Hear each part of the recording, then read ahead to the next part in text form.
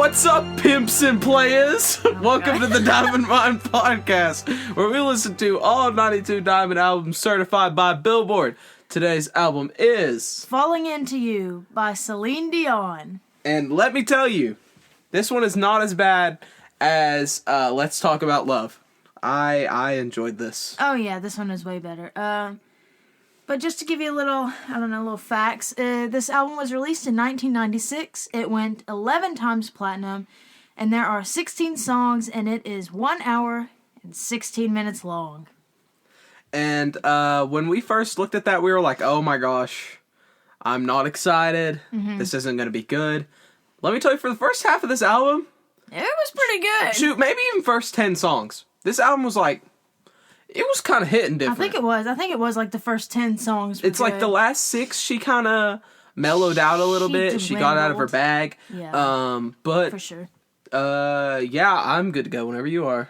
All right. So first song, It's All Coming Back to Me Now. Now this song is 7 minutes and 36 seconds long. Yeah. And when I first saw that, I was like, oh my gosh. We're in for some more Let's Talk About Love, but this is going to be so tough to get through. This song does not feel like 7.5 minutes. No, this song was great. Yeah, I'm just going to go ahead and say, it starts off sounding, and I mean this in the best way possible. It sounds like funeral music. Like, like that hits your soul type music. Yeah. Honestly, she's so powerful. Her voice, you can feel every emotion that she's trying to get across with her voice. I just really enjoyed the song. It really just hits the soul. Yeah, this is it's one of the best ones on the album. It's one of the most popular ones off of the album. This song is power ballad. That's pretty obvious when you listen. And it was apparently inspired by the book Wuthering Heights. So yeah, there's a fun fact for you. Yeah, I've never read that. Neither have I. And it was originally sang by Pandora's Box because the writer wanted a woman to be singing it. He wanted a female vocal, and the band Meatloaf wanted to record it or whatever. But then they went to court or something like that, so Meatloaf couldn't sing it. And then Céline Dion covered it and made the song popular. We will actually listen to a Meatloaf album later on. Oh gosh! There's going to be an episode dedicated to Meatloaf, I think. I don't think I've ever just sat down and listened to Meatloaf before. I don't think I've ever heard a Meatloaf song in my life. I might have heard like one, just because I was interested in hearing it. But the song has been used in commercials, and it was covered in Glee, which is the first time I heard it, obviously. But yeah, I really like this song. It was a good one. I can get down with this. Mm-hmm. The next song, Because You Loved Me, it sounds like she's singing over some Kenny G. And I've said that multiple times. I bet you could. It all goes back to Kenny G. If anybody would like to, that was like our worst podcast, like for sure, because it was the first. We were sitting in the garage, and yeah, it was the first one we had ever done. It was just a bad We didn't have any podcast. experience, especially since I had very little words, so there wasn't a lot to talk about. It was also, but somehow it's still one of our most listened to episodes so far. I think our most listened to right now is Titanic, and then it's Garth Brooks, and then I think Kenny G might be after that. I'm not sure. But like I feel like everything that we've listened to so far, not everything, but a lot of the 90s stuff and all that, it all somehow ties back to them. It sounds like they're singing over Kenny G, because Kenny G is just very stereotypical 90s, I guess beat is the correct word. Well, here's the thing though. We listened to Breathless, which was a 90s album. And it was primarily instrumental. Mm-hmm. So that influence all... I mean, it really does. It all goes back to Kenny G. The basics, the beginning. Back to the song, I had my hands up waving in the sky. And that's going to be a recurring theme throughout this album. Yeah. Because this album was just hitting, dude. There was one song I wrote that you went crazy, but I can't remember which one it was. We'll get to that. But she hit a high note in this song, and it blessed my soul, like, on my life. Is this when you tweeted? No, I think I tweet in the 6th song. Oh, okay. Oh, yeah. Okay, I got you. Yeah, is that all you had for this one? That's pretty much all I had. Okay, so for this one, I had also heard this one before because it was also covered on Glee. Exposing myself for listening to Glee. This song was the theme song from the 1996 movie Up Close and Personal, which personally I've never seen. I'd also never really heard of, but apparently it has Michelle Pfeiffer in it, so that's cool. How about that? I like this one too, but not as much as the first one. Personally, but she hit those notes, and she had the choir behind her, and that added a nice depth. So yeah, she was really starting off strong with this album. She kept it going. So the next song, it's where the album gets its name, Falling Into You. So, oh my gosh, my phone about just went dark, and now my eyebrow, it just, okay. They had a little bingo bongo action, you know, Oh yeah, a lot of bongos were in this album, actually. Yeah, honestly, now I'm thinking about it, there was probably like, 3 or 4 songs that had some bongos. Yeah. But this is the one where I was like, this sounds like Britney Spears. This sounds like a young Britney Spears in the very beginning. But then as it kept going, it had like a Kenny G and Santana vibe too. So like, she really just went through the evolution. But the chorus in this was hitting different. Oh yeah.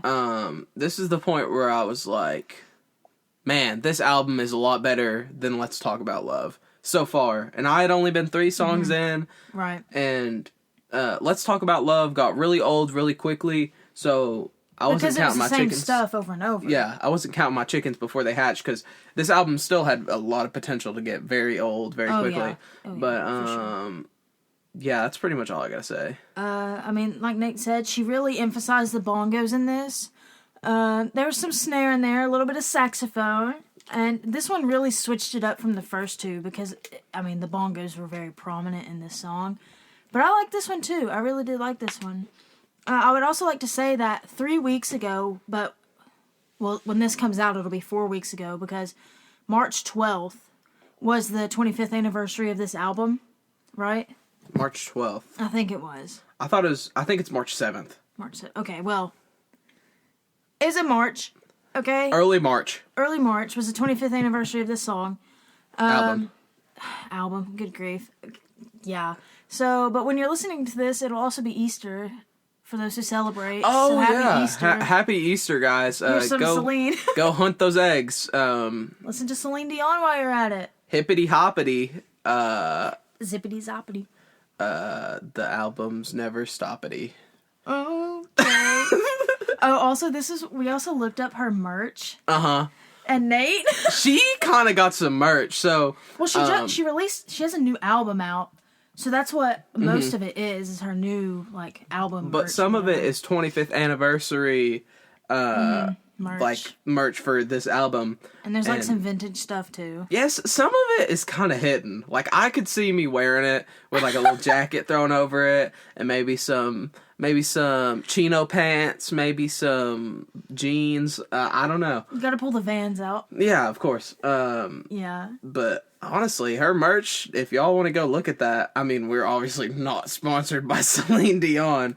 But, Can you imagine? We get sent, like, free merch from Celine Dion. Oh my gosh. Celine Dion, if there's so any way you're at all listening to this. I mean, Nate tweeted at it. Your voice is beautiful, and the long sleeve shirt of you that looks like this album cover, but it's not this album cover, but it's in the same photo shoot. Yeah. The long sleeve shirt, and it has Celine Dion on the sleeve. It has like the words Celine Dion, and then on the other sleeve it says the name of the album. If I could get that. You know what, Celine? I really like the hat that was bedazzled and it said boss on the front. Also, don't listen to the first episode on you, because we really just slandered you for no reason. I mean, she was talented. We very explicitly expressed that she was talented, but it was just all the same love ballad stuff, and we didn't really enjoy that. This song, however, strays away from that for the most part. And it was a very good album, and there's a reason why it's recommended when you go to, like, Apple Music, or, like, it's one of her top albums. Like, it makes sense. We're for real talking to Celine Dion. And she's not even here? Yeah, she's not. She'll never listen to this. Hey, Celine, if there's any way that you listen to this, I also want to say, you look very pretty on this album. Boy, and then you said she looked like Waluigi! But in a good way. Waluigi's best features, Yes. okay? Anyways, Oh my the next gosh. song is Make You Happy. Okay, when this first started, we had the same reaction, and I wrote this down, and we were both just like, oh! Yeah. This is the one that had like that summery type deal going on. Yeah, because I said it reminded me of like Caribbean or Jamaican music from like the beat and the instrumental of it. Yeah. But Céline, you got me head bopping. I really thought that I was just gonna listen to, this whole podcast is dedicated to Céline, so I'm just gonna talk to her rather than talking about the songs. Céline, you got me going. This song, I really thought this album was just gonna be a bunch of You're just gonna talk to Céline. love ballad, like sappy, slow stuff. Yeah. This song is not that. No, it was really, like you said, sunny day. Like it's a happy song. Yes. Like, that's what it. This is a banger. It's this like a is feel-good banger. song. It's kind of what it. Yeah. I would play this at like my wedding. Like once you get to the reception and you have the lighthearted music and everybody's dancing and having a good time. See, I put one of the other songs on a wedding playlist but we'll get to that. But yeah, I mean, I love the beat. Her voice carried over nicely. I feel like for ASMR. most of these podcasts, I don't think there's been a podcast that I'm not drinking something. No, it's either water or Dr. Pepper. Every once in a while it's a sweet tea. Okay, that's fair. That's fair. Right now I have a small little like baby bottle of Diet Dr. Pepper. It's only like 12 fluid ounces and it's... Hold on, take a picture of me with it and we can post it on Twitter. If you want to... Hold on, I'm taking the picture. 1, 2, Okay. smile, 3. Let me look at it. Stay there. If you want to see my baby bottle of Diet Dr. Pepper, go to @TDMPod on Twitter. This podcast is going good so far, I think. I think so. This one, this Dirty Dancing and this one is really us going uphill because we were kind of in a lull for a little bit, but this one, especially with like Backstreet Boys and NSYNC and just that was also the marathon stuff. I'm also enjoying the albums more so far. Yeah, because we're on episode 15 now, so... Yeah, so we're getting farther into the list. Man, this is just... I feel like this is going well.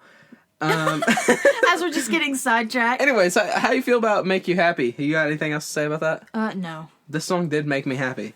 Anyways. Oh, for sure. She really got the point across. Next song is kind of weird. Seduce Me. That song started off a little weird. The transition from Make You Happy, this hippity hoppity bopping song, to Seduce Me was super duper weird because she's just kind of whispering to you a little bit. Not whispering not like that as in the last sense song, but... not as in the sense of how Backstreet Boys whisper sweet nothings, but in the sense of like her voice is very airy. It was that soft. Yeah, she really breathed into it. There was a lot of breath in her voice. Hold on, let me look at this tweet. He's proofreading my tweet. Yes. Okay. Perfect. All right. Oh my gosh, I'm about to burp. Okay. Love that. But it's a very emotional song. Even when Céline Dion is not... I'm retweeting that on my actual Twitter. Anyway. If I'm not really enjoying the song, for what the song is, Céline Dion can still pull it off because her voice is so good. She never misses. She hits every note. Yes. Like she... Have you seen that Snoop Dogg interview where he's like, that mother don't miss. He don't miss. Snoop Dogg narrating or just like anything Snoop Dogg does, I love him. I have him on Snapchat and he kills me. Yeah. Is that your commentary? Yeah, I mean, I just feel like I feel the energy she's trying to put out with this song. All right. I have a decent amount to say for this one. So for this I said, we finally... What am I doing? Hit the slow song. Okay, also, wait, time out. So, our setup has changed. We have chairs now. We're not sitting in the floor. We're in camp chairs. In the same closet. Last week we were in a living room, but this week we're back in our closet. We have this step stool, but then we have the microphone on boxes. But on top of those boxes is Nate's mom's college diploma. And that's what this is sitting on right now. Yeah. Just the mic, not the computer. Oh yeah, no, the computer's still on the steps. We just put it on there because the diploma's flat. It's not the actual paper diploma. It's in like a... No, this frame's crazy. It's like not even glass. It's like it's laminated into it. But it's not like we're damaging the diploma. No. We just put it up there because the diploma's flat, so it's not going to move the mic at all. Mm-hmm. Oh my goodness. But yeah, we're moving up. We're upgrading. Yes. Our logo will be upgrading soon. From a good friend of ours. Shout out Z. Z Cleasy? Yeah, Wormhead Cleasy. That's my dog, for real. Sorry, yeah. Uh-huh. Yeah, and she'll be featured on a podcast at some point, too. Uh-huh. Does she know which one she wants to be on yet? She hasn't said, no. Okay. We still have to get Roby for Adele. Uh-huh. Anyway, back to my, thoughts, comments on the song. But hearing this song, and then also thinking about the title, which is Seduces Me, and then staring at her blown-up album, cover of this, it made me slightly uncomfortable, but it was also, it was really funny, I'm not gonna lie. That was my hand, I swear. Excuse you. But she hits those notes like she always does, never misses. But then that's when you made the Waluigi comment. Hey, Carly just followed me on Twitter. Hey. Thanks. No, that was the Diamond Mine. Oh, Carly. Wait, do you follow me on Twitter, Carly? I know you're listening to this. Yeah, because I told her and Roby to listen next week. Hey, is this super weird, Carly, that I'm talking to you specifically right now? You got so excited that it was her following you. I wonder if she follows me. She has to. There's no way she doesn't. She doesn't, does she? I don't think she does. I don't think she... Well, you know what? I'll follow her. I'll be that person. I'll follow her first. And maybe she'll follow me. She probably doesn't know your Twitter, honestly. Carly, if you don't follow me after I follow you, we're beefing. We are literally beefing. Okay. Oh my gosh. Anyway, but yeah, that's all I have. All By Myself is the next song. Okay. We didn't know that, just by the title, we didn't know that this was this song. Like the power All yeah. By Myself. See, because it was one of her most popular, but for some reason we were joking about how it was going to be Green Day's cover of All By Myself that Trey Cool sings. Yeah. But... It wasn't, obviously. This is the part where I said, isn't it weird that Céline Dion has a butthole? Isn't it weird to think about that, guys? Every single person you see, they have a butthole. There's as many buttholes in the world as there are people. Anyways, so when the chorus hit, me and Lainey were like, oh! Because then we recognized the song, because we didn't know it from the title for some reason. How did you just blow past the whole...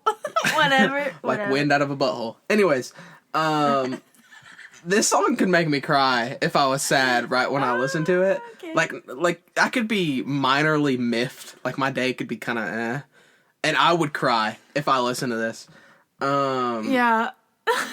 This song is just emotional, man. What do you got to say about it? I mean, she takes it back with the slow songs, but how can you ignore this one? How can you not enjoy this song? Even if you're sad, like sad people, listen to this. Happy people, yeah, you belt those notes along with Céline Dion, but you're not as good as her. You never will be, sorry to tell you. Yeah, this is the greatest, and I don't mean this lightly. This is the greatest singer of all time. This is when you tweeted, and then you just lost your mind because you were dancing like crazy. I was screaming. Like, I was going so ham. And to be fair, me and Lainey did get caffeinated before we yes, that's true. listened to this, because today we had to listen to the album, and then we're recording this, and then we're listening to, I think, the longest album on the I wouldn't Diamond. doubt it. I wouldn't doubt it. The Diamond albums, which is Outcast, It's for their, real this time. It's their speaker box. And It's something Speaker Box else. and then Something Love. Something. It's a double album thing. So it's 2 hours and 15 minutes long. So we had to kind of get caffeinated to be able to keep our attention during all this.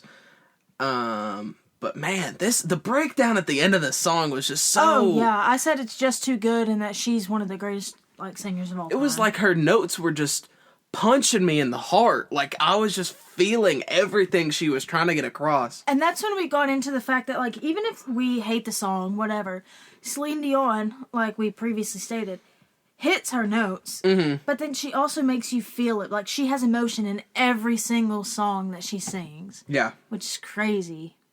Do you have anything else to say about that? No, I'm done. Okay, Declaration of Love is the next song. This is the one that I said would be on the wedding playlist. Oh yeah, I got this up. One was this one is good. She sings you let me just put you in this frame of mind. If you're not going to listen to this album, which, like, I mean, whatever.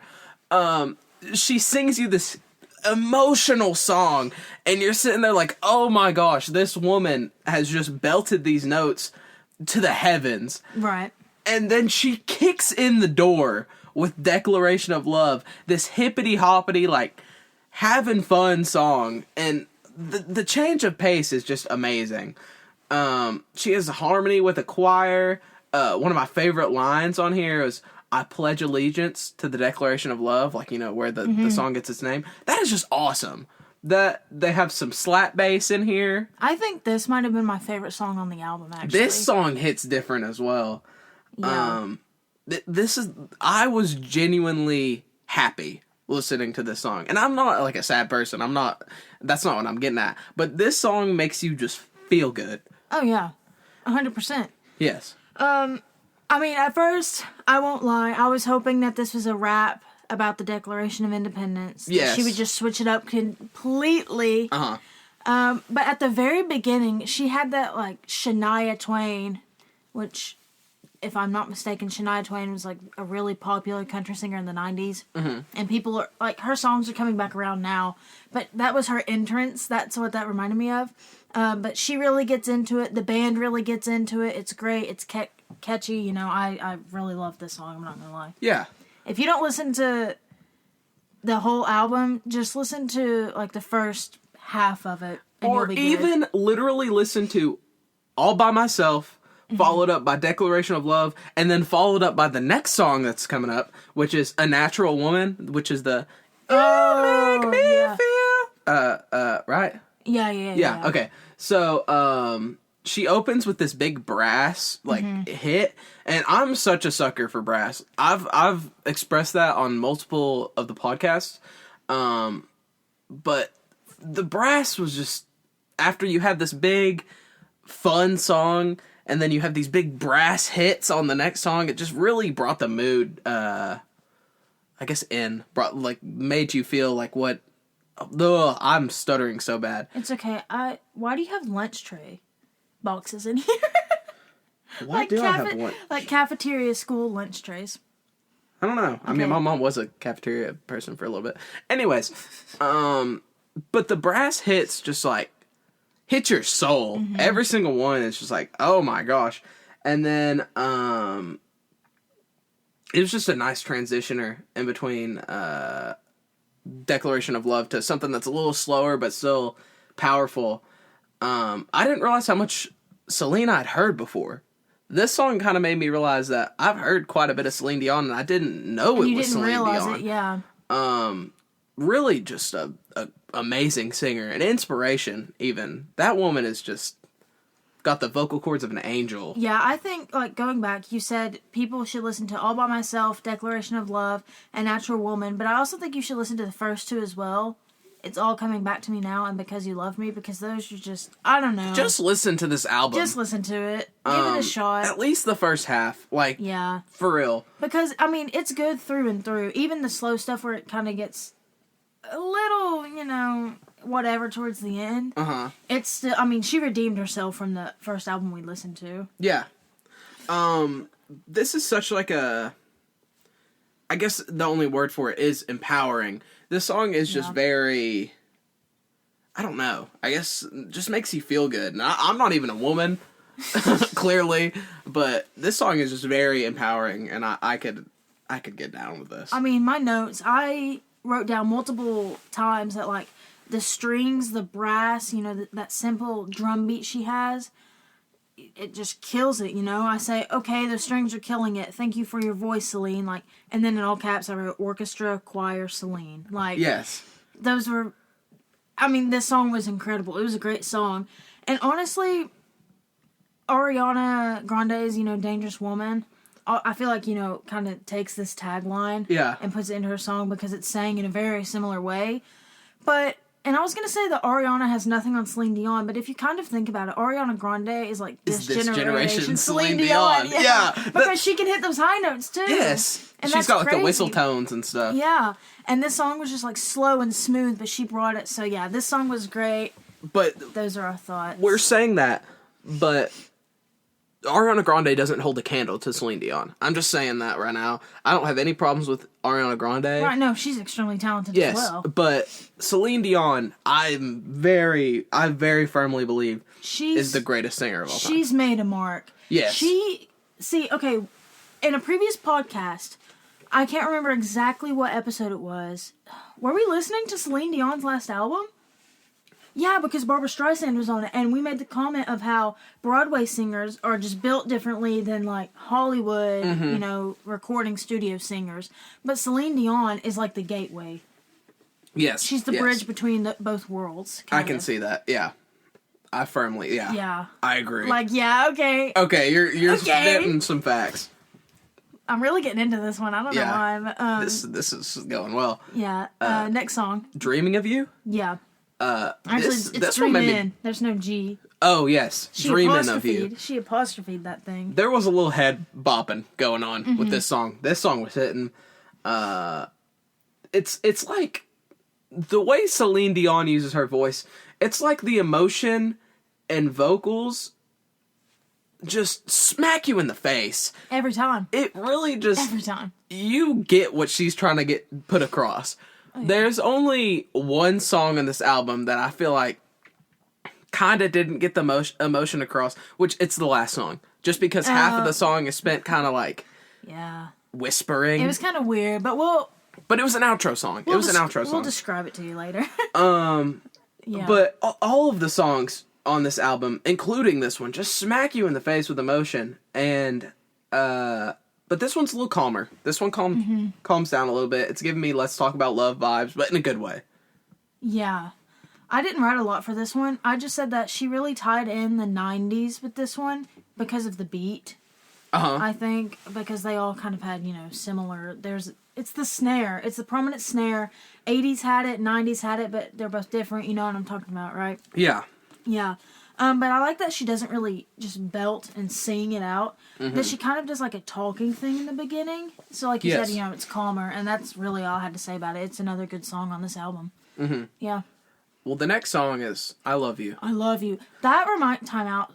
We're going to tie in SpongeBob to most things. That reminds me when they're selling chocolates. And SpongeBob's like, no, Patrick, you have to... What does he say? He says... You have to be personable or like... Or you have to make a connection with the customer or something like that. And then he rings the doorbell again and he's like, what? And he goes, I love you. And he gets the door slammed in his face.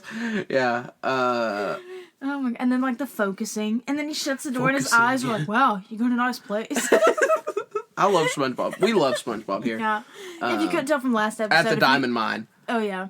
At the Diamond Mine Studios, we stand SpongeBob. At the Diamond Mine Studios, also known as my closet, my hall closet. But only the new or the early seasons, the first ones. Anyway, there was this was the song that kind of had a transition, and I love when songs on an album do that. Okay, I do too. But then throughout the entire song, it was like the doo doo doo. You know what I'm talking about? It didn't go exactly like that, but it was something like she said do's like in the background. And Dreamin' of You had that throughout the entire song, right? But so did I Love You. Like Dreamin' of You started that way and kind of ended that way underneath her singing. Yes. And then I Love You started that way and had it throughout the song too. So it was very similar in that sense, and it was kind of weird. It's just another mellow song. Sorry, I just did something weird. Did you crack your nose? Yeah, totally. Oh my! That's my nails against my teeth, lady. Have you never done that? No, but here's the thing. It's not the sound that bothers me. It's the way, like... The way I was moving my nose. It looked like you jerked it so hard. Pause. That's what she said. Phrasing. No, it looks like you tried to break the cartilage, like the end off of your nose. I didn't like how that looked. Anyway. Either way, another mellow song. I'm fine with it though. Yeah, it was a love ballad. Not every song can just absolutely smack you in the face. Right. Or else I'd get sick of it. I mean, the only thing I really put, other than what we've already talked about, is that overall it's a nice song, but I just really didn't have much to say about it. Yeah. So, okay. Yeah. If that's what it takes, At this point, I was kind of getting tired of listening because that was the 10th song, I'm pretty sure. And so we had like 6 more to go, and I was like, uh-oh, I'm kind of running out of steam for this one. But for some reason, this reminds me of I'll Be There by the Jackson 5. Like, okay. The I'll Be There. Because she's like listing off, hold on. Let me just look up the lyrics and I'll be able to... Wait, Carly texted me. She listened to our Dirty Dancing episode, and she said, I'm disappointed that Nate has not seen Dirty Dancing. Oh, I'm so sorry, Carly. I'm not cultured. I apologize. Oh my gosh. Well, I didn't have much to say for this song, so I'll just put my little interjection here while you're typing. I just said that she's keeping it slow, and I kind of hope she picks it up in the next song because I was wearing thin on this. But I said, it's a lovely little song, but I just really didn't have a lot to say. So, I'll Be There, the way its verses are structured is it pretty much tells the person that's the subject of the song what they'll do for them. And so, for example, they'll be like, I'll be there to comfort you, fill my world with dreams around you. I'm so glad that I found you. I'll be there with love that strong. I'll be your strength. I'll keep holding on. So, that, like, the listing off things they would do for that person kind of reminded me, this song kind of reminded me of how the Jackson 5 is just listing off what they'll do for that person. And I'm going to look up the lyrics for this song and see if I can find examples of that and the lyrics of this song. So if you have anything to say to the audience, go ahead. Guys, this is a serious topic that I like to ask all my friends. And, the closer we get, the more we talk about it. I just want to ask you one thing. You can email Nate. You can comment on the YouTube channel. You can tweet us and answer the question. But do you guys pee in the shower? I pee in the shower, personally. Oh, man. Wait, we've talked about this because I said I got that email from, like, People magazine or something talking about how you can get a UTI from... Yeah. Okay. I think about that often. God, how can you get a UTI? Never mind. Public service announcement. Urinate locally. Oh, yeah, we did talk about that. That's what I said, okay. Yeah. I want to get a t-shirt that says that. Anyway. I'm trying so hard. I know. The way that the Jackson 5, like, lists that off is similar to how in the verse she's like, you're the bravest of hearts, you're the strongest of souls, you're my light in the dark, you're the place I call home. So she's talking to that person, telling them what they are to her, while the Jackson 5 is talking to their subject, saying what they'll do for that person because of what they are to them. Yeah. So those two, I don't know why, but my brain immediately linked those two together, and I can't unlink it in my head. But that's pretty much all I have to say. I'll get on to something during the next song, but okay. Do you know what the next song is? I don't know. Oh, brother, this guy stinks. Is that going to be 2, oh, brother, this guy stinks in a row? I think I'm just going to leave us saying it, and that'll be good enough, because we recognize. But... The song is called I Don't Know. There's really not much to say about this song, in my opinion. I had kind of a decent amount. But she had some sax and electric guitar, and I'll let you say what you want about the song, and then I'm going to say something in general about the album. Okay. So you go ahead. Okay, so the beginning beat, like the intro of this song, reminded me of Cyndi Lauper's True Colors, because it had that same, like, sporadic kind of tom-sounding thing, she's keeping it slow, and I was losing focus, and I said, wake me up, Miss Dion. Wake me up. Wake me up inside. Oh my God. Anyway, but then she switches it up. Save me. And they harmonize with the I don't know part. Mm-hmm. And then there's just like a quick little breakdown in there. And then it intensifies with the beat, and she just brings the power in her voice again. And so I was okay with that one. She picked it up a little, and she kept me interested. So what I have to say about this, or maybe about Celine Dion in general, but I'm mostly talking about this album. It's kind of similar to the last one, how Celine has like 2 or 3 sounds that she goes to. She has the upbeat, hippity-hoppity type. I don't know why I always use that term, hippity-hoppity. But it's the best way to like, it's like almost like boom bap, like type beats that she sings over. She'll have the power ballads and she'll have calmer stuff. This album, she just does it way better than the last one. The last one, I feel like it was just so much calm stuff that like... Did this one come out before or after? For some reason, I feel like after, but I don't know that for sure. When did Titanic... I'll look it up. You can continue. Okay. You're talking. But basically, it's just... She does it so much better. On the last album, it was just these big love ballads, these calm songs. And after a while, you just kind of get sick of it. So this one came out the year before. Let's Talk About Love with Titanic came out in 97. Okay.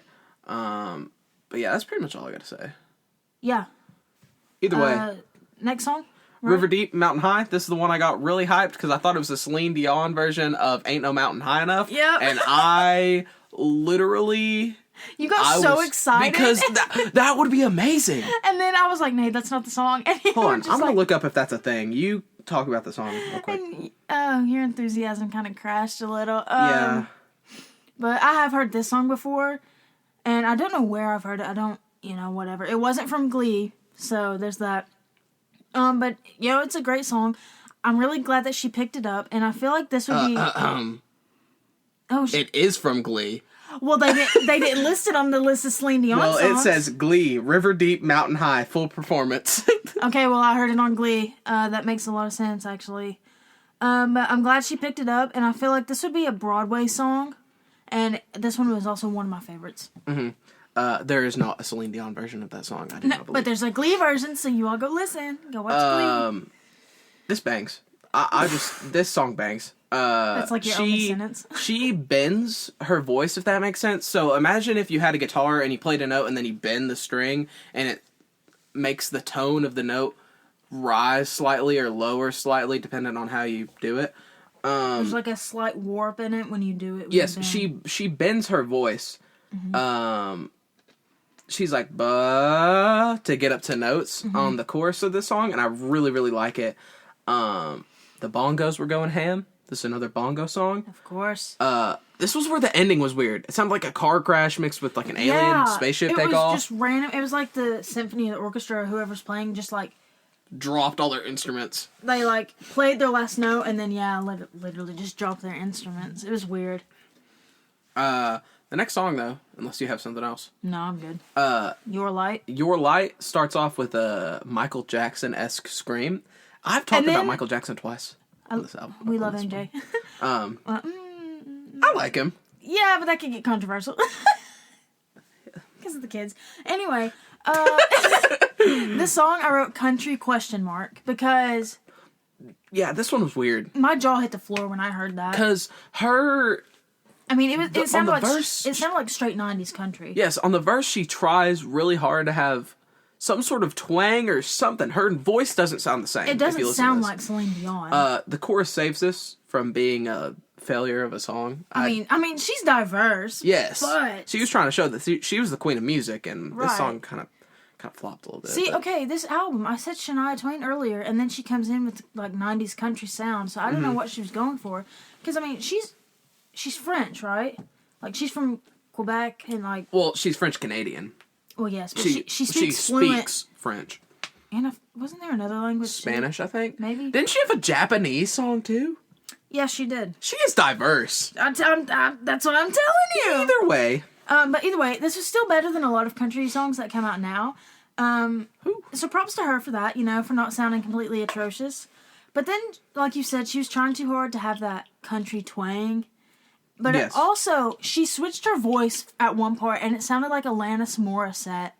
And then it kind of strays away from country when she starts... What does Atlantis Morissette sing? You Ought to Know. Do you know that song? How does it go? And then she has 2 songs that are like extremely popular. Does she sing, Atlantis... Ain't It Fun? No, that's Paramore. That's Hayley Williams. Oh, facts. She sings... It's like rain That song? You ought to know and Hand in My Pocket. I got one hand in my pocket. Oh! And then You Ought to Know, it's like, to remind you. Do you know what that song is? Yes. You ought to know. That one. Yeah. I was just singing horribly. But yeah, she sings those songs. Who sings It's Like Rain? Yeah, she sings Ironic as well. Oh, yeah. Isn't it ironic? Don't you think? It's like rain. That song bangs. Oh my gosh. But wait, is Atlantis on this list?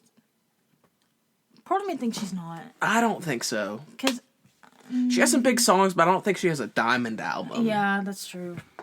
Also, this is so random, but my freshman year of college, I think it's my first semester, I had to do a report on a famous person because there was a movie based off of it. Yeah. And it was David Foster Wallace, who is a famous author. He ended up committing suicide or whatever. Mm-hmm. But he had an Atlantis Morissette poster on his wall. He was a huge fan of Atlantis. I don't know. That's crazy. I know, it was kind of weird. That is kind of weird. Whatever. Either way, Call the Man. The angels be singing. Oh, for some reason this says Angelic Shorts. But I know I meant to say chorus. Oh, I thought you meant to say choir. sharts. The angels are singing though, but the beat sounds like Minecraft note blocks. Okay, but the angelic sound though also reminded me of a Disney princess movie or something. Where they have those typical songs. But I'm gonna go ahead and say this, and I don't know if you feel the same. Mm-hmm. These last two songs sucked. Oh, it was boring. Yeah. And I didn't have a lot to say about this one, and I hope that I hope she ends this album strongly. And she did not. No. It was different though, but there was some guitar in the song that kind of okay. It didn't save it though. Yeah, this wasn't the best. So if you listen to the album, you can skip the last two. Yeah. Unless you like being bored. Honestly, you can skip the last three. Okay, but the next song, unless you have something to say. No, I'm good. Was Fly, and I wrote, I hope this song is Fly, and it was not. This song is not Fly. I wrote the heavy breathing. Céline, please pick it up. And then, yeah. I'm kind of upset that she did this to this album. That the last few songs are just not as good, and it mellows out towards the last 6 songs, but the last 3 are just not very good. I'm kind of upset she did that. Yeah, I am too. Because this album, if it was just the first 10 songs... Because, yeah... It would... This would be very high. Or if she ended this song with, River Deep, Mountain High. Yes. And pushed the 3 up, She could have done that, because I don't like the whispering and how slow this was, because the whispering lasted for the first half of the song. Literally. Then she sings and then whispers again for the last 30 seconds to a minute. And this song was 2:58. So this song is like a lullaby, really. It her voice when she did sing though, it was very prominent, because in other songs she blends with the instruments, but this one her voice was you could hear the whispers. Trust me, it's like she was all up on the mic. Was just talking. It's weird to me that you have big, powerful songs on this, "You Make Me Feel Like a Natural Woman" and "All by Myself," and then she ends off the album with a quiet, whispering song. Come on, Céline. I mean, like you said, it was like a lullaby, or she was talking to her child or something. I don't know. I mean, she hit those high notes. Yes. Those are probably the highest notes that we've heard her hit this far in the song, I think. Or this far in, her albums in general. I mean, it was a pretty high note. She hit that. Yeah. But I wish it had been a stronger finish, And this one kind of made me cringe. It made my toes, curl up, tense up. Yeah. I didn't like this one. And so... At the beginning of the album, we thought this was going to be the highest on the list that we had listened to so far. But now, after fully listening to it all and talking about all of it, where do you actually place it? 40s. Because Matchbox 20 and Santana... They were in my 30s, I think. They were pretty high. I think they were the highest that we had. This is definitely below them. Which sucks, because if she hadn't put in the last parts, it would have been... This would have been in my 20s. This would have been way above them. No lie, I loved this for the first 10 songs. Yeah. Yeah. Because, like, even when she mellowed out on songs like 7 through 10 or 8 through 10 or whatever, they were still good songs. But then she just mellowed out so much towards the end, and then she threw in that weird country twang song that it was just like, I don't know. It really, the fact that it dropped the album potentially like 20 to 25 spots, that's just a shame. I know. But yeah, 40s probably 40s. for me. I can get on board with that because it was a great album, and then there were those songs that just really brought it down. So yeah. You got anything else to say about this? Nope. Okay, well, this has been the Diamond Mine Podcast with Nate and Laney. We'll be back at you next podcast with Outcast.